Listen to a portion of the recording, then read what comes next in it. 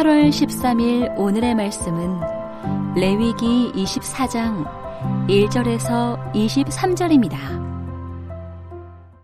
여호와께서 모세에게 말씀하여 이르시되 이스라엘 자손에게 명령하여 불을 켜기 위하여 감람을 찌어낸 순결한 기름을 4개로 가져오게 하여 계속해서 등잔불을 켜둘지며 아론은 회막안 증거궤 회장 밖에서 저녁부터 아침까지 여호와 앞에 항상 등잔불을 정리할지니 이는 너희 대대로 지킬 영원한 규례라. 그는 여호와 앞에서 순결한 등잔대 위의 등잔들을 항상 정리할지니라. 너는 고운 가루를 가져다가 떡 12개를 굽되 각 덩이를 10분의 2 에바로 하여 여호와 앞 순결한 상 위에 2줄로 한 줄에 6씩 진설하고 너는 또 정결한 유향을 그 각 줄 위에 두어 기념물로 여호와께 화제를 삼을 것이며 안식일마다 이 떡을 여호와 앞에 항상 진설할지니 이는 이스라엘 자손을 위한 것이요 영원한 언약이니라. 이 떡은 아론과 그의 자손에게 돌리고 그들은 그것을 거룩한 곳에서 먹을지니 이는 여호와의 화제 중 그에게 돌리는 것으로서 지극히 거룩함이니라. 이는 영원한 규례니라. 이스라엘 자손 중에 그의 어머니가 이스라엘 여인이요 그의 아버지는 애굽 사람인 어떤 사람이 나가서 한 이스라엘 사람과 진영 중에서 싸우다가 그 이스라엘 여인의 아들이 여호와의 이름을 모독하며 저주함으로 무리가 끌고 모세에게로 가니라. 그의 어머니의 이름은 슬로밋이요 단 지파 디브리의 딸이었더라. 그들이 그를 가두고 여호와의 명령을 기다리더니 여호와께서 모세에게 말씀하여 이르시되 그 저주한 사람을 진영 밖으로 끌어내어 그것을 들은 모든 사람이 그들의 손을 그의 머리에 얹게 하고 온 회중이 돌로 그를 칠지니라. 너는 이스라엘 자손에게 말하여 이르라. 누구든지 그의 하나님을 저주하면 죄를 담당할 것이요 여호와의 이름을 모독하면 그를 반드시 죽일지니 온 회중이 돌로 그를 칠 것이니라. 거류민이든지 본토인이든지 여호와의 이름을 모독하면 그를 죽일지니라. 사람을 쳐 죽인 자는 반드시 죽일 것이요 짐승을 쳐 죽인 자는 짐승으로 짐승을 갚을 것이며 사람이 만일 그의 이웃에게 상해를 입혔으면 그가 행한 대로 그에게 행할 것이니 상처에는 상처로 눈에는 눈으로 이에는 이로 갚을지라.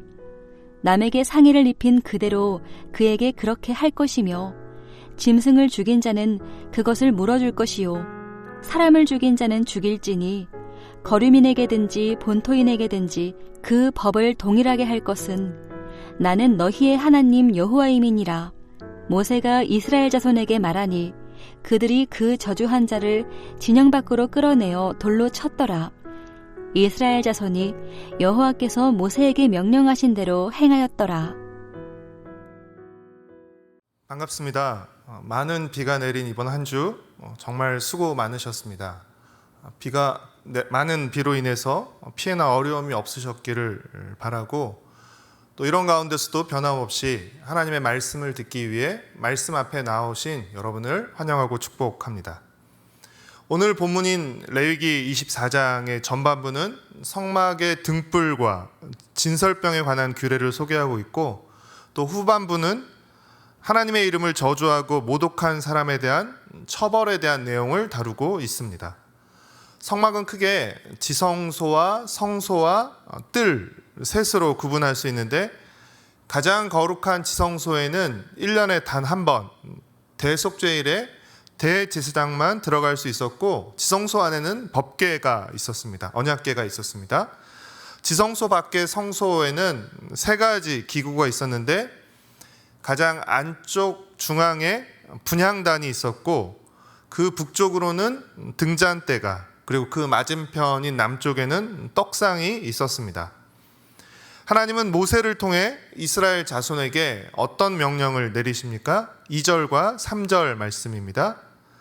이스라엘 자손에게 명령하여 불을 켜기 위하여 감람을 찌어낸 순결한 기름을 4개로 가져오게 하여 계속해서 등잔불을 켜둘지며 아론은 회막안 증거궤 휘장 밖에서 저녁부터 아침까지 여호와 앞에 항상 등잔불을 정리할지니 이는 너희 대대로 지킬 영원한 규례라. 하나님은 성소에 있는 등잔대 불이 항상 켜있게 하라고 명령하셨습니다. 그리고 이를 위해 제사장은 아침마다 등잔대 위에 타고 남은 재와 그을음을 청소하고 또 심지를 갈고 깨끗한 기름을 계속해서 채워야 했습니다. 그렇다면 왜 하나님은 성소에 있는 등잔대에 항상 불을 켜 놓으라고 하신 것입니까? 1차적으로는 성막 안이 어둡기 때문이기도 합니다. 왜냐하면 성막의 덮개가 여러 개였고 또 여러 개 덮개로 덮여 있어서 어두웠기 때문에 불을 밝혀놓을 필요도 있기도 했지만 그 등잔대에서 나오는 빛이, 등잔불이 하나님의 보호와 인도를 상징하는 것이었기 때문입니다. 그러니까 등잔대 불이 꺼지지 않고 항상 켜져 있다는 것은 무엇을 의미합니까? 하나님이 항상 자기 백성을 살피시고 인도하시며 보호하신다는 것을 의미하는 것입니다. 하나님은 성소 안에 항상 켜져 있는 등잔대 불을 통해 이스라엘 백성에게 하나님이 항상 이스라엘을 비추시고 인도하신다는 사실을 알려주시는 것입니다. 등잔대 맞은편에는 순결한 상이라고도 불리는 떡상이 있었고 그 떡상에는 떡이 있었습니다.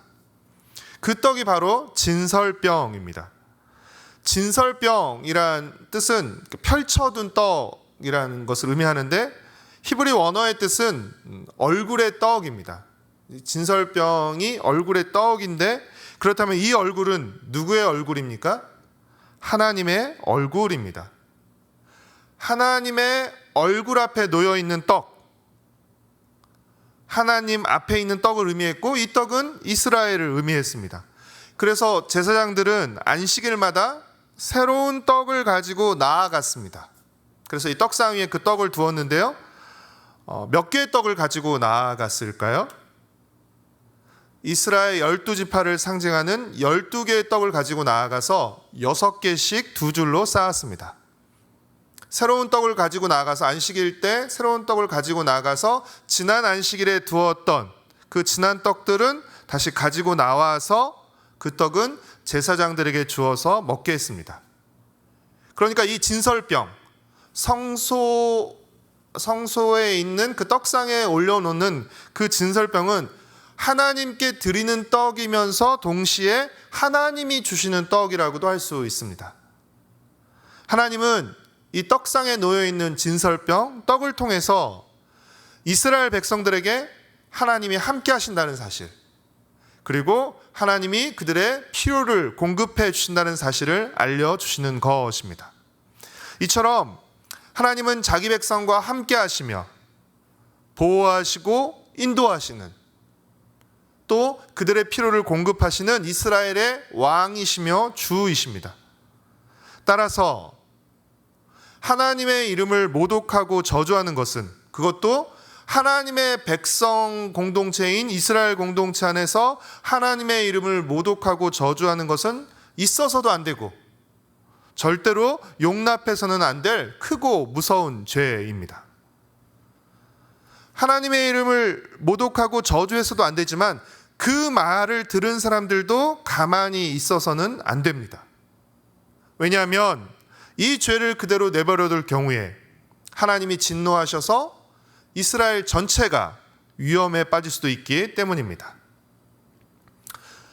그 뒤에 후반부에 상처에는 상처로, 눈에는 눈으로, 이에는 이로 갚으라는 이 20절의 말씀은 우리가 얼핏 들으면 보복을 부추기는 말처럼 들리지만 사실은 보복의 수위를 제한함으로써, 상처를 주었을 때 그 상처 이상으로 보복하지 못하게 보복의 수위를 제한함으로써 과도한 보복을 막는 조치라고 할 수 있습니다.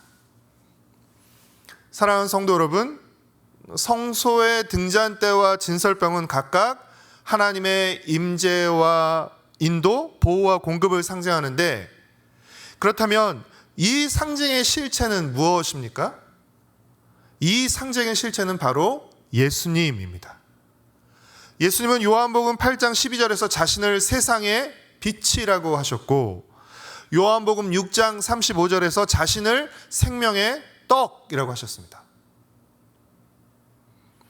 항상 등잔대 불이 꺼지지 않았던 것처럼 예수님은 빛으로서, 세상의 빛으로서 항상 우리를 비추시고 보호하시고 인도하시며, 떡상의 떡이 끊이지 않았던 것처럼 생명의 떡이신 예수님은 늘 우리와 함께 하시고 우리의 필요를 공급하시는 분이라는 것입니다. 오늘 우리가 레위기 24장에 나와 있는, 후반부에 나와 있는 더 이상 눈에는 눈으로 이에는 이라는 동해동영법을 따르지 않는 이유는 무엇 때문입니까? 예수님이 우리의 죄를 용서해 주셨기 때문입니다. 1만 달란트 빚진 우리의 죄를 예수님이 용서해 주셨기에 우리는 우리에게 100데나리온 빚진 자를 용서해 줄 수 있게 된 것입니다. 사랑하는 성도 여러분, 이처럼 구약의 모든 말씀, 우리가 이번 주에 묵상했던 절기와 성막과 성소 안에 있는 등잔대와 떡, 이 모든 것이 예수님을 통해 성취되고, 그리고 예수님을 통해 우리와 연결됩니다. 항상 등잔대 불을 켜두기 위해서 제사장들이 아침마다 재를 정리하고 심지를 갈고 기름을 채웠던 것처럼, 또 안식일마다 제사장들이 새로운 떡을 가지고 나아가서 떡을 교체했던 것처럼, 진설했던 것처럼 우리도 늘 예수님을 기억하고 따르기 위해서 아침마다 말씀 묵상을 통해서 우리의 마음을 정리해야 하는 것입니다. 우리도 모르는 사이에 쌓인 죄와 그을음들을 정리해야 합니다. 또 주일마다 예배를 통해서 우리의 마음을 새롭게 해가야 하는 것입니다. 하나님이 하시니까 우리는 아무것도 하지 않는 것, 하나님이 다 하시니까 우리는 아무것도 할 것이 없다, 그래서 아무것도 하지 않는 것이 은혜가 아니라, 하나님이 하시기에 우리가 기쁨과 소망으로 더욱 힘쓰는 것이 바로 은혜입니다. 그러니 날마다 말씀 묵상을 통해서 말씀으로 우리를 비추시고 인도하시는 하나님을 만나시기를 바랍니다. 매주 예배를 통해서 우리와 함께 하시며 우리를 돌보시는 하나님께 감사드리고 또 간구를 드리시기를 바랍니다. 우리 개인의 신앙에 불이 꺼지지 않게 하시고, 또 떡상에 떡이 비지 않게 하십시오. 묵은 떡이 아니라 늘 새로운 떡이 놓이게 하십시오. 우리와 늘 함께 하시며 우리를 인도하시고 공급하시는 주님과 늘 동행하며 그 주님을 기쁘시게 하고 주님께 영광 돌리는 복된 삶을 살아가시기를 축복하고 응원합니다. 기도하겠습니다. 사랑하는 주님, 성소의 등잔대의 불과 또 떡상에 놓인 진설병을 통해서 하나님이 우리를 항상 비추시고 살피시고 인도하시며 또 우리와 함께 하시며 우리를 보호하시고 우리를 공급하신다는 사실을 다시금 기억합니다.